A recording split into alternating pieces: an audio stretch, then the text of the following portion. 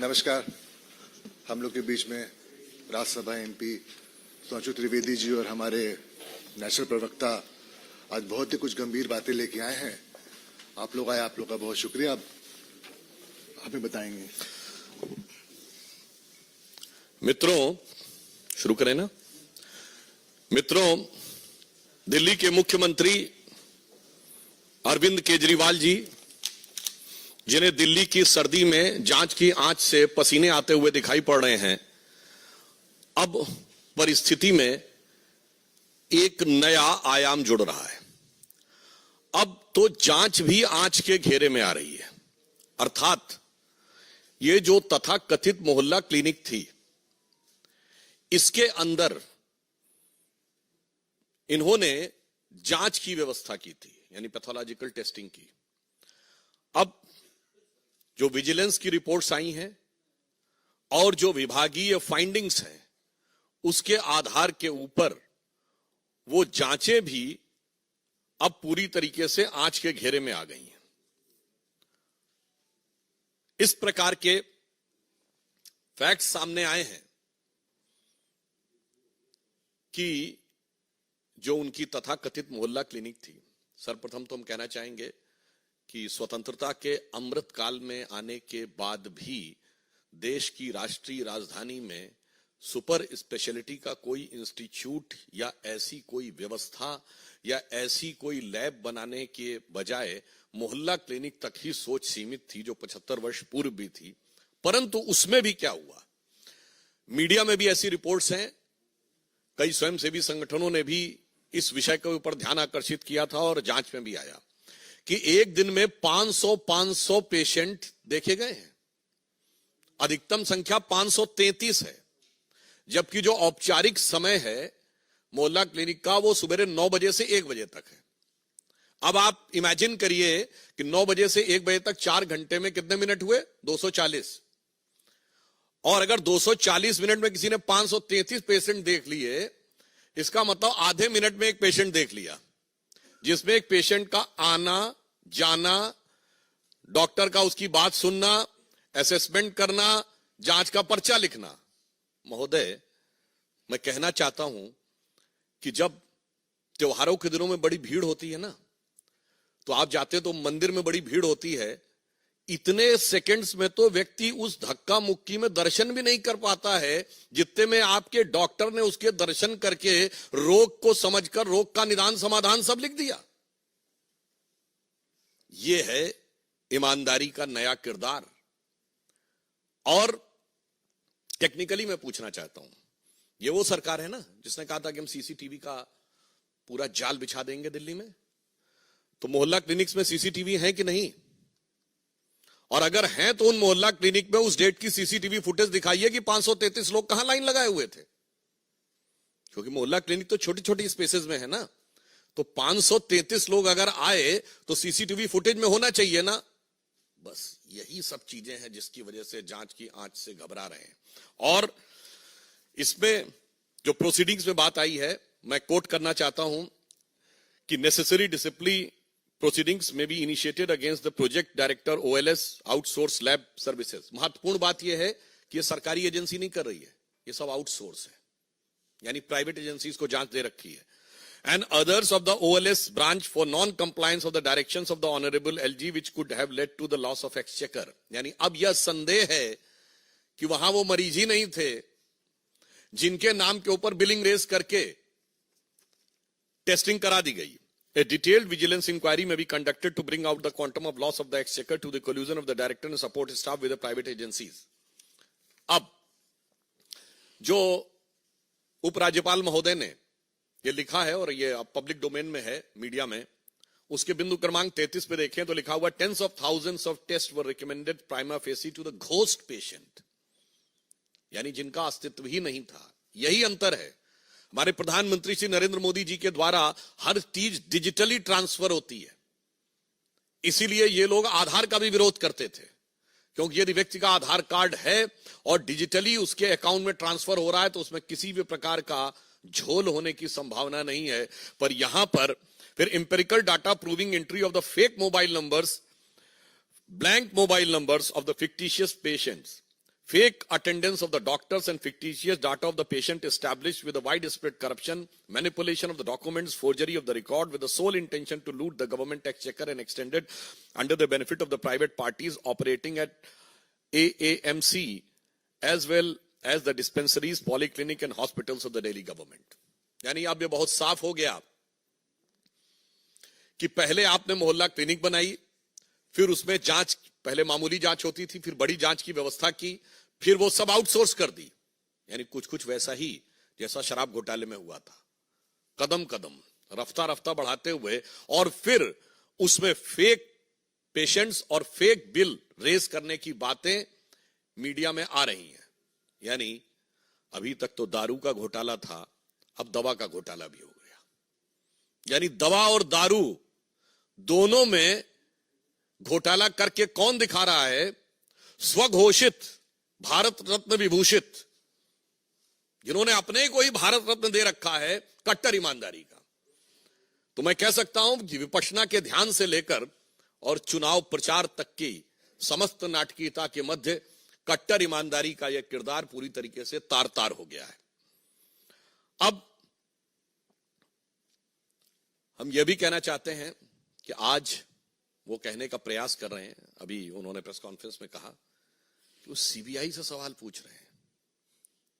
साहब, बवाली अब सवाली बन गए, जिन्होंने राजनीति की शुरुआत ही, अब ये मैं बवाली शब्द ऐसे नहीं कह रहा हूं, ये बताइए, आप सबने देखा था ना कि सीढ़ी लगाकर तार काट रहे थे, ये नेता का किरदार है।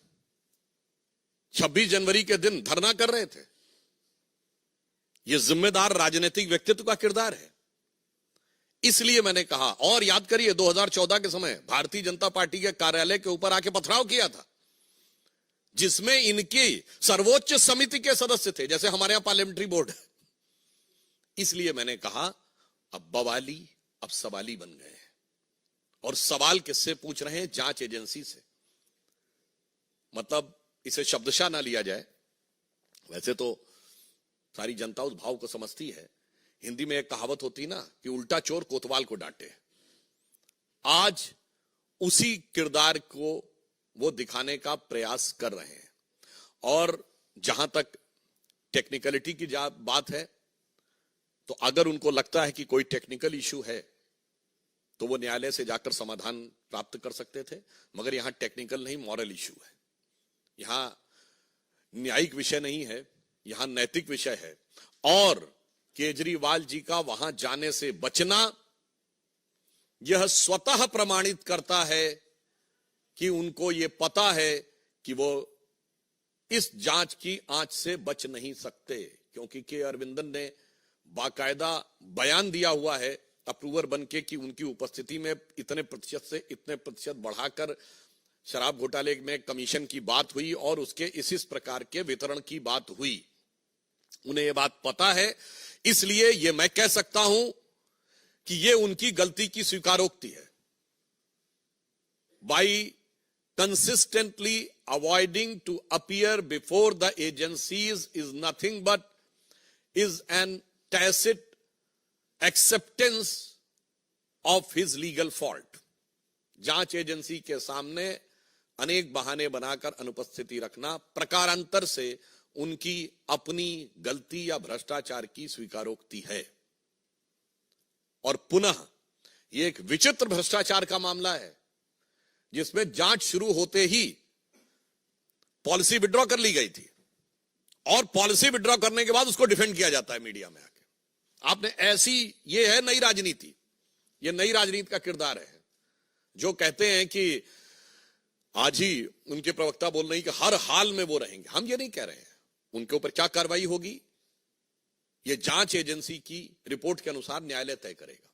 परंतु हर हाल में रहेंगे, ये शब्द बोलने का अर्थ होता है कि मतलब आप कहीं पर भी रहेंगे। यानी अगर कानूनी कार्रवाई भी हो गई, यदि किसी कारणवश वो यह परिस्थिति उत्पन्न हो गई कि आपको अपने साथियों के साथ वहां पहुंचना पड़ा, तो आप वहां से भी कह रहे हैं कि आप शासन करेंगे। मतलब मुझे ऑन द लाइटर नोट याद आता है, जब ये जेल जाने का विषय आता है तो बहुत आरोप लगाए जाते हैं हमारे ऊपर। और श्री लालू प्रसाद यादव जी तो 1997 में जेल चले गए थे, तो अब तो भाजपा की सरकार कभी नहीं आई थी, और मोदी जी उस समय तक तो भाजपा के शायद राष्ट्रीय महासचिव ही थे, और अमित शाह जी का तो शायद बहुतों ने नाम भी नहीं सुना होगा उस जमाने में। वो आरोप लगाते हैं 2014 के बाद। पर मुझे याद आता है उस समय पत्रकारों ने पूछा था, आप लोग जाके चेक करिएगा लालू जी से, कि आप अब कैसे शासन चलाएंगे, तो कहते जलवेज चलाएंगे। तो उन्होंने पूछा मतलब क्या जेल से? उन्होंने कहा नहीं, मतलब उनके साथियों ने कहा मतलब वो कह रहे हैं जलवे से ही, जैसे चल रहा था वैसे ही चलता रहेगा। मगर आज तो लग रहा है जो आम आदमी पार्टी के नए किरदार में तो ये वाकई कह रहे हैं हम जलवेज चलाएंगे। इसलिए मैं सिर्फ ये कहना चाहता हूं कि अरविंद केजरीवाल जी को इस जांच, दवा की जांच, मोहल्ला क्लिनिक के घोटाले के ऊपर जवाब देना चाहिए। और मैं समझ सकता हूं कि आप एजेंसी के पास जाने से इसलिए डर रहे हैं कि तेरी उल्फत में हूं बैठा इतने राज छुपाए कि अगर नजर मिले तो कदम डगमगाए। तो उन्हें पता है कि जैसे ही सवालों से नजर मिलेगी तो कदम डगमगा जाएंगे। परंतु एक बात बहुत स्पष्ट हो गई है कि भारत की व्यवस्था, न्याय व्यवस्था और मतलब नैतिक, राजनैतिक और संवैधानिक तीनों पक्षों के ऊपर नई राजनीति का किरदार तार तार हो गया है। धन्यवाद।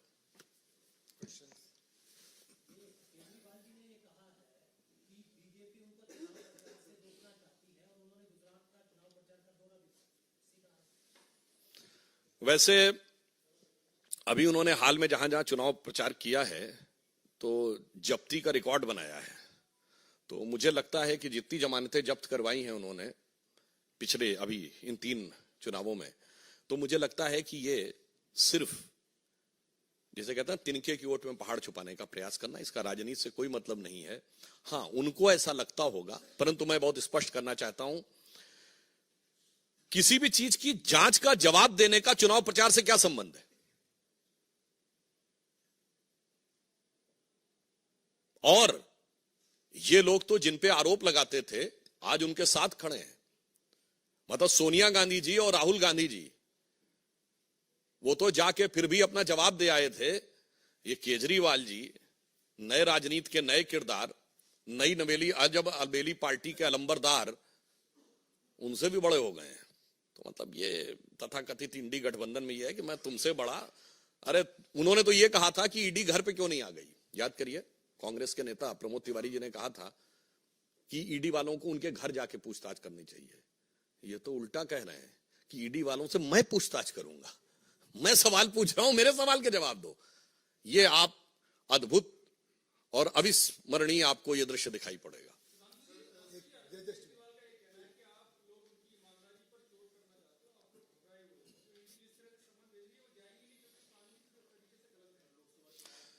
अगर कानूनी तरीके से गलत है तो कानून का सहारा लेना। और कोई बोले तो बोले, ये तो वो पार्टी है जो कहती थी आरोप लगते ही इस्तीफा दे देना चाहिए, जांच तो बाद में होनी चाहिए। वो आज कहती है जांच एजेंसी के सामने भी नहीं जाना चाहिए। अच्छा ये बताइए, ये मुझे चाहिए जन लोकपाल वाली भी तो एक टोपी थी ना, वो अब टोपी कहां है? अच्छा छोड़िए, अपनी पार्टी में भी तो एक लोकपाल नियुक्त किया था, उसी के पास जाके जांच की रिपोर्ट दे, वो भी खत्म कर दिया एडमिरल रामदास। तो मुझे लगता है कि वो कितने भी रूप बदल लें, मगर उनका वास्तविक चेहरा अब जनता के सामने है।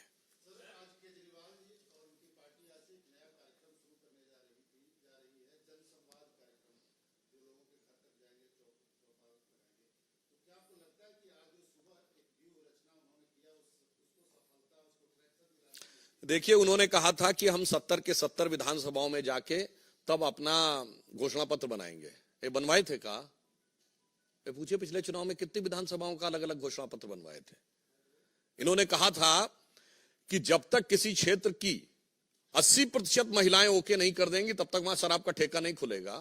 दिखाएं कितनों से ओके करवाए थे। तो उनके किसी कार्यक्रम की क्या नैतिकता है और क्या प्रामाणिकता है। देखिए, मैं कहना चाहता हूं इसी कारण से आज पूरे देश में सभी राजनीतिक वर्ग के ऊपर जो एक संदेह उत्पन्न होता है ना, कि कहते कुछ हैं करते कुछ हैं, क्राइसिस ऑफ क्रेडिबिलिटी, ये ऐसे ही दल बढ़ाते हैं। उधर हम श्री नरेंद्र मोदी जी के नेतृत्व में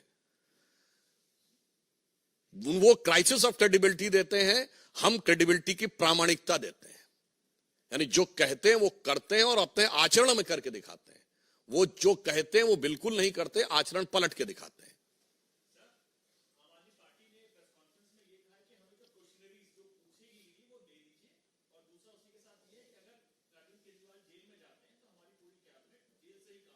वो तो मैंने बता दिया, वो जेलवेस काम करने की कोशिश कर रहे हैं। मगर मैं आपको ये भी बताना चाहता हूं, ये ईडी ने सवाल तो अरविंद केजरीवाल से पूछे कि आम आदमी पार्टी से पूछे हैं? जवाब आम आदमी पार्टी क्यों दे रही है? मतलब साफ हो गया ना कि पार्टी मेरी जेब में। ये आए थे ना, इनके वो वीडियो पुराने याद है ना, पूरी पार्टियां एक व्यक्ति के हाथ में है। अरे भाई, सवाल व्यक्ति से सिर्फ सवाल पूछा गया और जवाब पार्टी दे रही है। यानी साफ साफ उन्हें कहना चाहिए कि केजरीवाल जी पार्टी से बड़े हैं।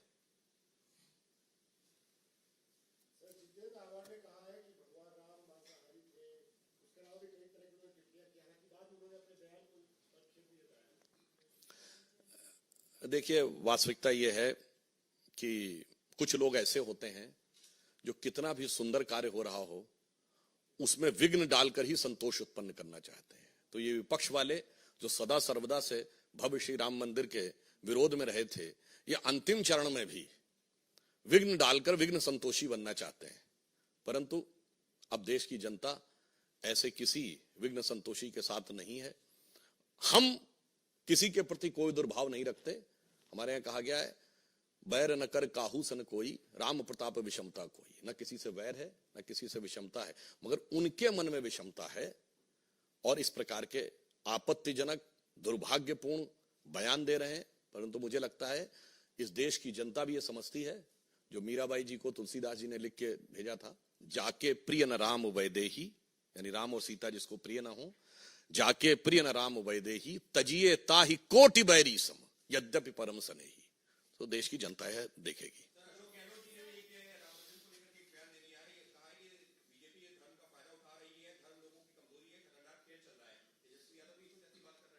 इसमें कुछ नया है क्या? ये तो सुनते सुनते हम लोग बचपन से किशोरावस्था से युवावस्था पार करके प्रौढ़ावस्था की दहलीज पे आ गए। वही पुराना बहाना, वही पुराना तराना, वही पुराना अफसाना जो हकीकत नहीं बन पाया है। तो ये लोग जो लगातार बोल रहे हैं और उसके बाद जबकि ये असफल भी हो रहे हैं, तो मैं इसके लिए भी वो पंक्ति बता देता हूं जो मैंने पार्लियामेंट में बोली थी। ये राम मंदिर के विरोध की और मुस्लिम तुष्टीकरण की नाव पर सवार होकर जो मंजिल पाने की कोशिश में हैं, तो उनके लिए कहना चाहता हूं कि कश्ती भी नहीं बदली और दरिया भी नहीं बदला। कश्ती भी नहीं बदली, दरिया भी नहीं बदला, पर इन डूबने वालों का जज्बा भी नहीं बदला है। शौक सफर ऐसा, एक उम्र हुई हमने, मंजिल भी नहीं पाई, रास्ता भी नहीं बदला। धन्यवाद।